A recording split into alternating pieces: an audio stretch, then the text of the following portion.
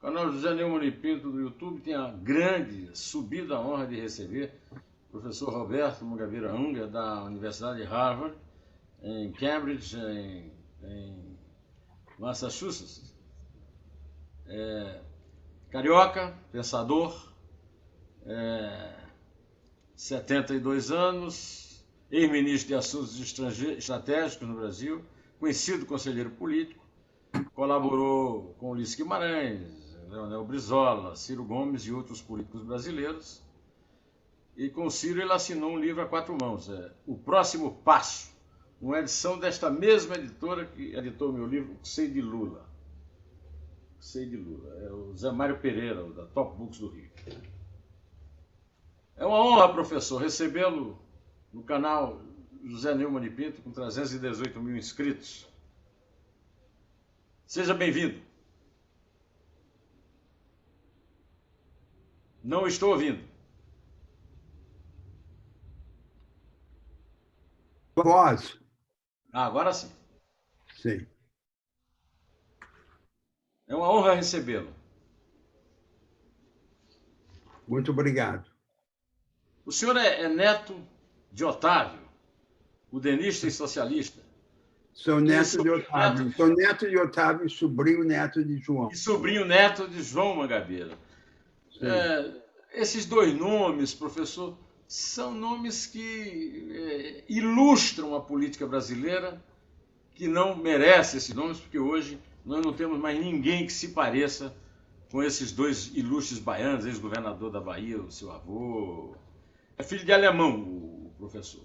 A irmã dele foi perseguida pela ditadura militar. São raríssimos políticos como os Mangabeira de antanho na política de hoje. Por que essa decadência moral tão grande na política brasileira? O senhor que entende tão bem do assunto, professor Roberto Mangabeira Unger. Nós temos uma...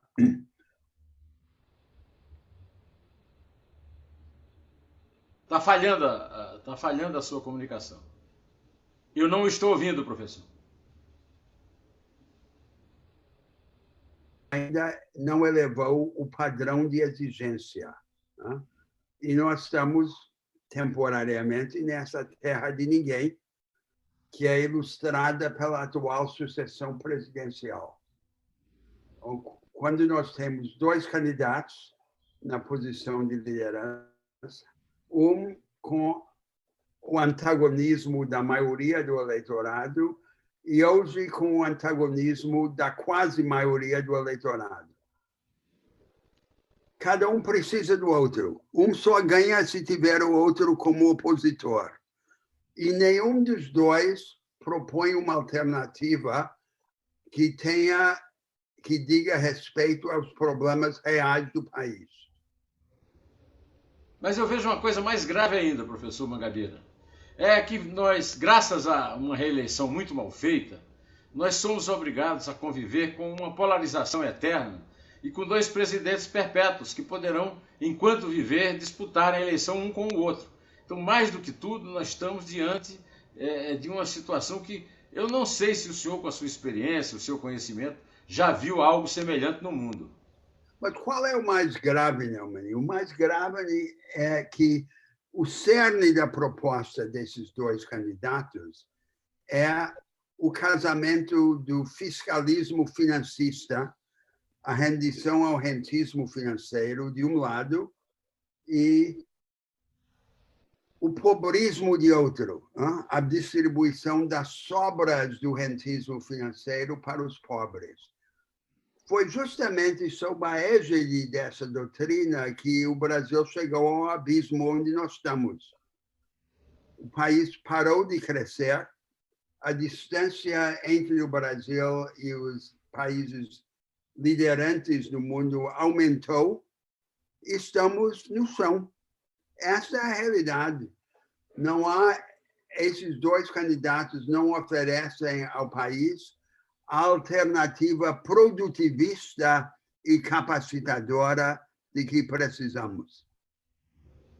E eu lhe digo mais, o seu amigo Joaquim Falcão, numa entrevista nessa mesma sala, citou o cientista político pernambucano Antônio Lavareda para quem o Brasil está vivendo uma situação terrível de ansiedade, de angústia na política. E o Joaquim completou, na direção do pânico. O senhor concorda com os dois, professor Mangabeira Unger?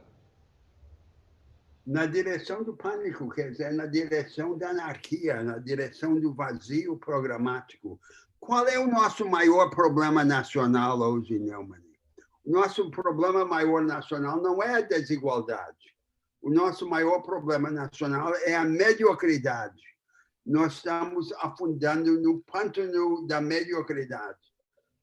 O nosso aparato produtivo desequipado, nós evoluímos rumo ao século XIX e mascaramos o nosso malogro com as nossas riquezas naturais, na agricultura, na pecuária e na mineração. São elas que pagam as contas. Nós colocamos no navio a soja pouco transformada, o minério de ferro não transformado, enviamos à China e recebemos de volta todos os produtos do engenho humano.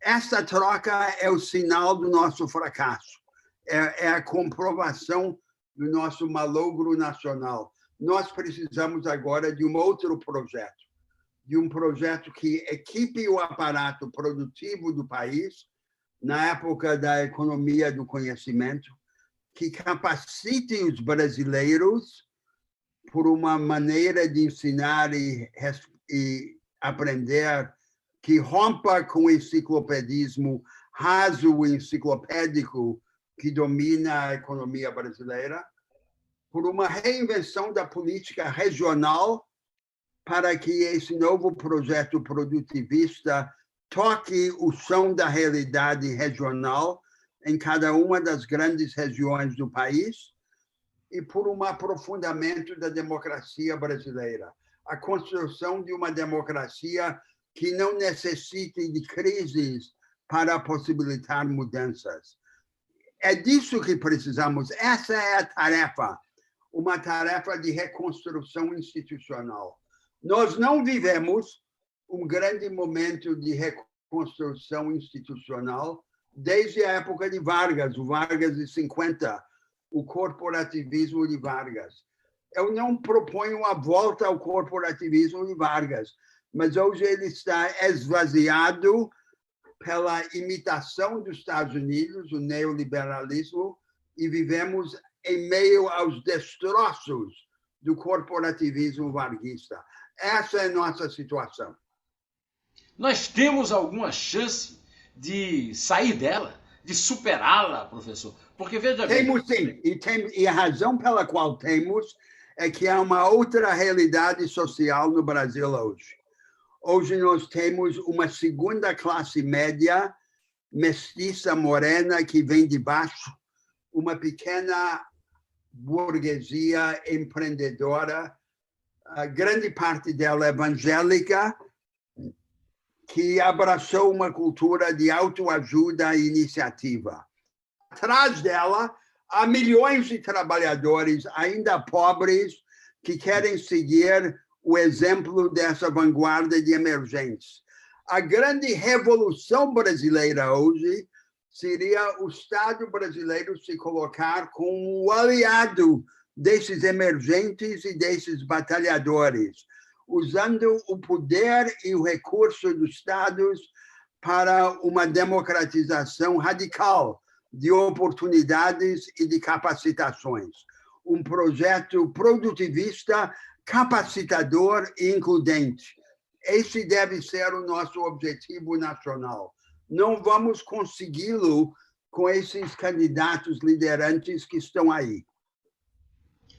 Professor Mangabeira Unger, no meio disso tudo, nós temos a seguinte, o Ney Lima Figueiredo também me deu uma entrevista aqui, disse que seja quem for que ganhe, ou Lula ou Bolsonaro, vai governar contra metade do país, o que é uma tarefa impossível. Agora, no meio disso tudo, tem o Centrão. Apareceu essa figura do Centrão. Até que ponto o Centrão obstrui, se torna um obstáculo dessa saída que o senhor enxerga? Não acredito, eu enxergo muito o Ciro Gomes. Eu acho que talvez uma opção dessas só sob a batuta do Ciro Gomes. Tudo isso aí das conspirações políticas, do sectarismo partidário, tudo isso é superficial. O básico é o seguinte: o brasileiro hoje, esse emergente, esse batalhador, esse que rejeita a política dos encostados, das sinecuras, dos benefícios, o que é ele? Ele quer ser respeitado como um agente a empoderar e não ser diminuído como um beneficiário a cooptar. É isso que o país quer empoderamento. Qual é o nosso recurso nacional mais importante? É uma vitalidade desmesurada, anárquica, quase cega. E qual é a nossa tragédia? Haver negado a nossos concidadãos os meios institucionais para transformar essa vitalidade latente em espontaneidade preparada, culta, capaz. É isso que temos que fazer no país. Olha, doutor Mangabeira, em 1975 eu conheci Luiz Inácio Lula da Silva, presidente do Sindicato Metalúrgico de São Bernardo, e fiz uma série de reportagens no Jornal do Brasil chamada O Perfil do Operário Brasileiro Hoje. Naquele tempo, o sonho do operário brasileiro era ter uma casa própria. De lá para cá, nada levou a realizar esse sonho. E agora, esta semana, o professor Joaquim Falcão escreveu um brilhante artigo na Folha, mostrando que a grande maioria da população brasileira quer, sobretudo, casa própria. Quer dizer, a grande maioria da sociedade brasileira... Isso não é só no Brasil, fora dos projetos do Estado. Isso é no mundo todo. Qual é a aspiração da maioria da humanidade? Não é uma aspiração proletária, é uma aspiração pequeno-burguesa. A maioria aspira a uma pequena prosperidade, a uma modesta independência. Por default, por falta de outras formas de efetivar esse anseio, caminham para a ideia da propriedade familiar isolada, arcaica. A tarefa dos progressistas seria vir ao encontro dessa aspiração majoritária e provê-la de outros instrumentos. Hoje nós estamos vivendo no mundo numa nova situação. Havia um atalho para o crescimento econômico, era a industrialização convencional. Esse atalho não mais funciona. A velha vanguarda industrial deixou de ser vanguarda. Hoje ela é o resquício de uma vanguarda anterior, o satélite da nova vanguarda, a vanguarda da economia do conhecimento, densa em inovação e tecnologia e vocacionada para o experimentalismo permanente.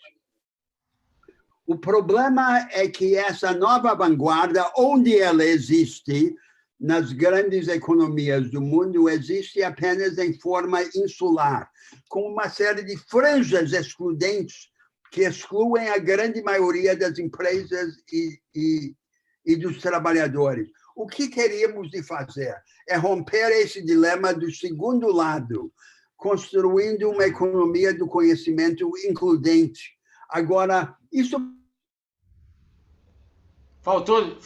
Sua voz faltou. O Estado brasileiro tem instrumentos excepcionais. O SEBRAE, o SENAI, a SENAC, Embrapa, bancos públicos de desenvolvimento. O Estado brasileiro tem muitos dos instrumentos necessários para construir essa economia includente de inovação. O que nós não temos é o projeto. E, em vez do projeto, o que nos oferecem essas forças políticas dominantes? De um lado, o cortejo do rentismo financeiro, aquilo que eu chamava o financismo fiscalista. E, de outro lado, a distribuição de esmolas de compensações para os pobres. O povo brasileiro não quer isso. Quer instrumento e oportunidade para botar para quebrar. Isso mesmo. Agora, o senhor tentou ser candidato a presidente, não conseguiu, e hoje está cada vez mais difícil, porque o Brasil se limita a esses dois aí que o senhor falou muito bem, o rentismo e o esmolismo, né? Nas suas... Nós temos uma alternativa, eu apoio Mário Gomes, que é o único que tem a capacidade de romper e oferecer uma alternativa real ao país, uma alternativa produtivista. O Ciro encontra muitas objeções, há muita gente que não gosta dele, que não gosta do temperamento dele, mas o fato é que o Brasil precisa ter agora na presidência um líder político capaz de enfrentar os interesses dominantes. Para votar no Ciro não é preciso gostar do Ciro, só é preciso gostar do Brasil. Professor, o senhor tem conversado com políticos aqui no Brasil, inclusive com o Ciro, né? O senhor acha que ainda é viável nessa eleição nós partirmos para essa solução que o senhor aponta, ainda nessa eleição? Sem dúvida. E eu digo o seguinte, veja um aspecto muito importante dessa sucessão presidencial. O voto declarado em Lula, combinado com o voto preferencial é aqueles eleitores que dizem que poderiam votar no fulano de tal. É quase idêntica à mesma soma de Ciro. Quer dizer, 40% do eleitorado indica preferência por Ciro. Por que não vota nele? Vota nele porque acha que ele não pode ganhar. Mas se ele conseguisse chegar naquele ponto de inflexão em que a vitória dele possa ser vislumbrada, o quadro eleitoral mudaria drástica e rapidamente. Professor, como o senhor analisa? Nós começamos essa campanha com a possibilidade do Sérgio Moro e, de repente, agora nós estamos com a notícia de que o Lula processa o Sérgio Moro e a Justiça tornou o Sérgio Moro réu, cumprindo uma profecia que eu já fiz há muito tempo, que o condenado teria as anulações completamente anuladas e o juiz seria condenado. Como é que o senhor vê isso? Como é que o senhor vê, o senhor que é um homem da lei, até no seu... Era tudo previsível porque semearam nulidades jurídicas, judiciais, e agora colheram os resultados políticos dessa prática. Isso aí é o que ocorreu.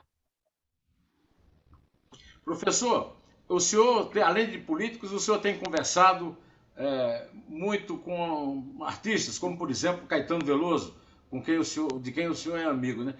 O que é que o senhor extrai dessas suas conversas com Caetano? Deixa eu lhe dizer o seguinte, Neumann. Em primeiro lugar,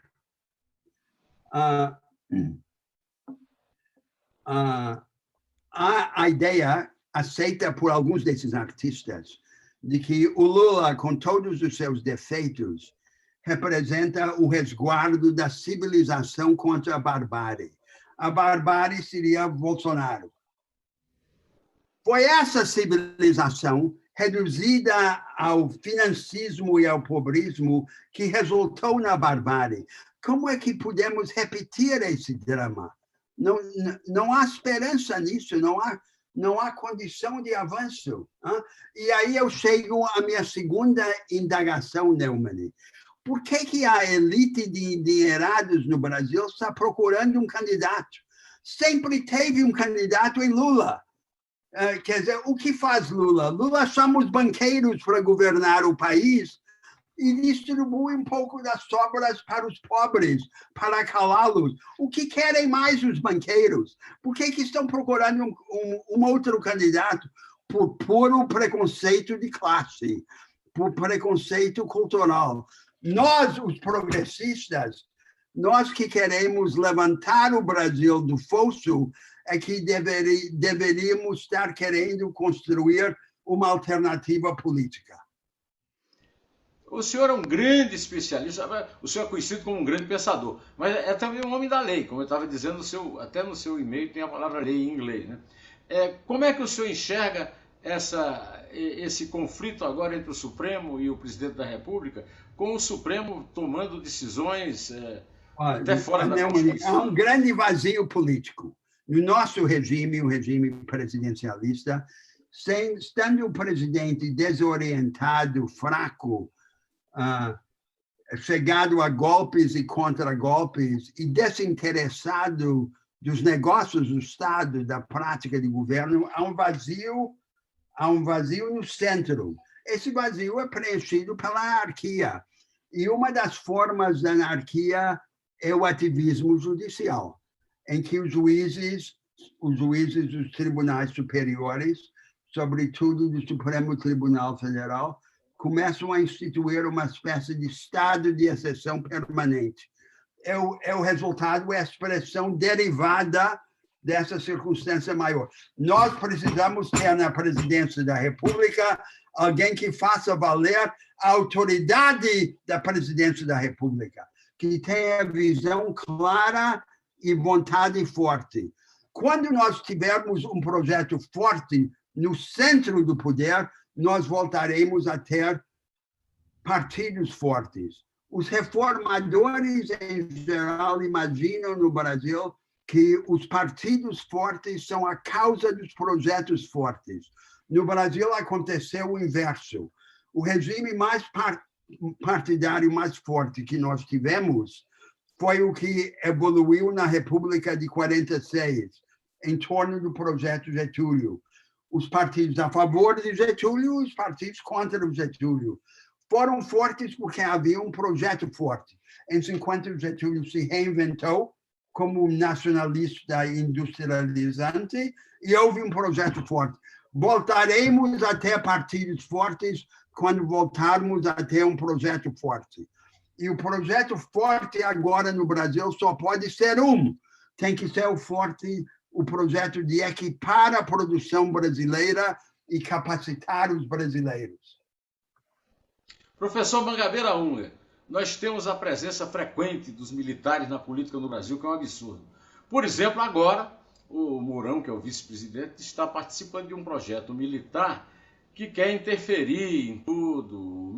O Bolsonaro está dando salários altíssimos de marechal aos seus generais, mas o que mais me incomoda é o seguinte: professor Unger, eu tenho ouvido todos os anos, desde a queda da ditadura, ordens do dia, militares louvando o golpe de 64, e nenhuma autoridade civil, nenhuma instituição se levanta contra. Continuamos hoje, o Bolsonaro é apontado como... Pois não, sabe professor? Qual é o paradoxo, né? Que num governo povoado por militares, com milhares de oficiais da ativa no governo, a causa da defesa está abandonada. Essa deve ser a nossa maior preocupação. O Brasil, dos países grandes da história moderna, é o mais pacífico. Mas nossa orientação pacífica não nos exime de nos defender. Precisamos de defesa para poder dizer não. Não queremos viver no mundo em que os beligerantes estão armados até os dentes e só os pacíficos estão desarmados. Esse é o mundo em que estamos. O grande problema desse quadro que você descreve não é o fato de que temos soldados politiqueiros, como temos a rodo. O grande problema é que a causa da defesa do Brasil está abandonada. A maior reforma militar que nós tivemos antes do final do século XX foi a que aconteceu sob o governo de Epitácio Pessoa, na gestão do único ministro civil da guerra, João Pandiá Calógeras. Quando os militares assumem a conduta da defesa, a causa da defesa é arruinada. Essa é a lição em todo mundo. Essa é a minha preocupação. A minha preocupação não é que os militares estejam preparando golpes ou se metendo em política. A minha preocupação é a consequência, o abandono da defesa do Brasil. Nós precisamos construir uma força de defesa séria que assuma a tarefa sacrossanta de resguardar o nosso país. Dá um belo livro, hein, professor? Mais um livro para o Zé Mário da Top Books, publicado do senhor. Aliás, o senhor leu Sim as Pretas da Bahia, Suas Escravas, Sua Joia, do antropólogo baiano Antônio Risério? Como é que o senhor vê essa... Não li ainda, mas sou um admirador de Risério. Tá? E o Risério está... Quando ele é atacado pelos defensores da política identitária no molde dos Estados Unidos, a minha admiração por ele só aumenta. Eu também. Eu elogiei muito esse livro. Agora saiu uma segunda edição na Top Books a respeito dessa questão do fascismo, da esquerda fascista identitária, e é muito bom que o senhor dê essa força, né?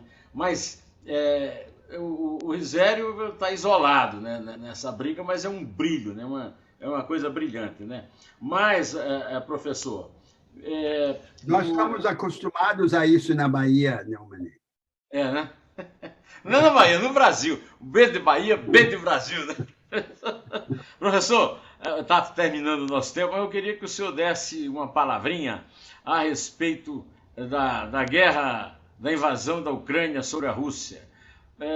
Putin terá cometido um erro estratégico invadindo a Ucrânia? Quando essa guerra chegará ao fim? Em que condições? Ninguém sabe, Neumann. Ninguém sabe. É claro que tudo isso é um absurdo e é um desastre para a Rússia, que agora é jogada nas mãos da China como um Estado cliente da China. Mas o que importa para nós? O que importa para nós é que nós estamos num mundo sem regra, num mundo sem ordem. Precisamos agora transformar isso num sistema de governança global sem governo mundial. E o Brasil tem condições excepcionais, porque, por ser um país pacífico, longe dos conflitos entre os grandes países da Eurásia, para trazer luz e alento à humanidade.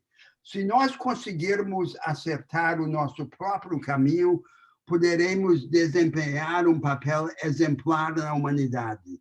E é isso que eu quero para meu país. Nós estamos acostumados a imitar. Nós estamos vergados sob o jugo do colonialismo mental. Nós não estamos acostumados à pretensão da grandeza, a ideia que nós poderemos estar na linha de frente. Mas é exatamente isso que eu proponho ao país. O Brasil como vanguarda, uma vanguarda exemplar dentro da humanidade. Professor Mangabeira Unger, o senhor é descendente dos raríssimos políticos brasileiros honestos e com projeto.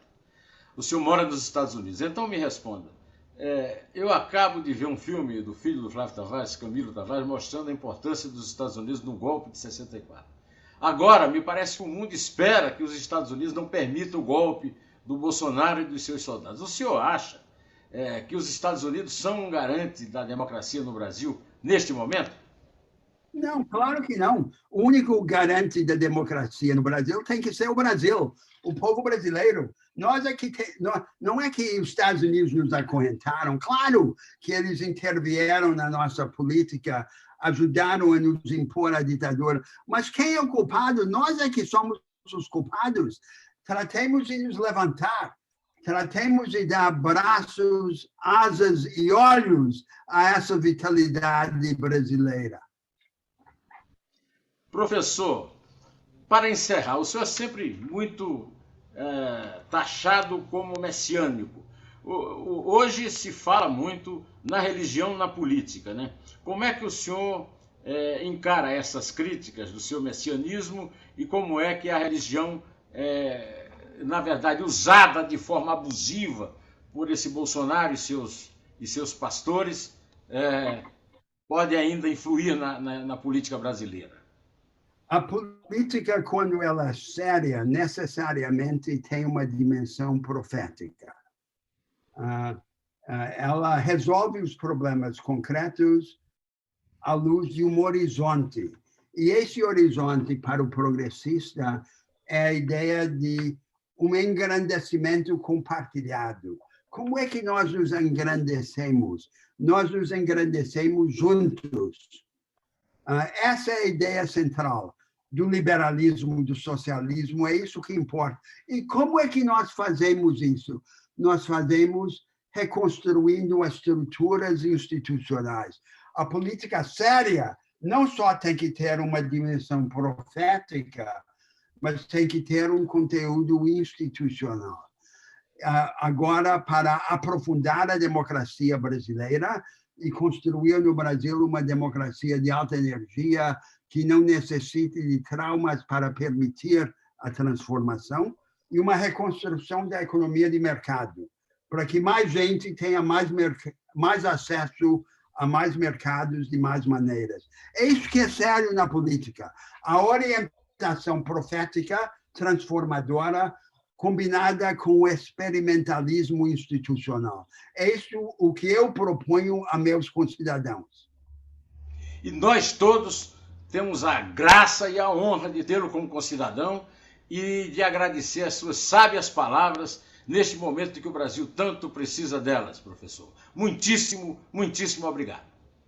Muito obrigado a todos. Até logo.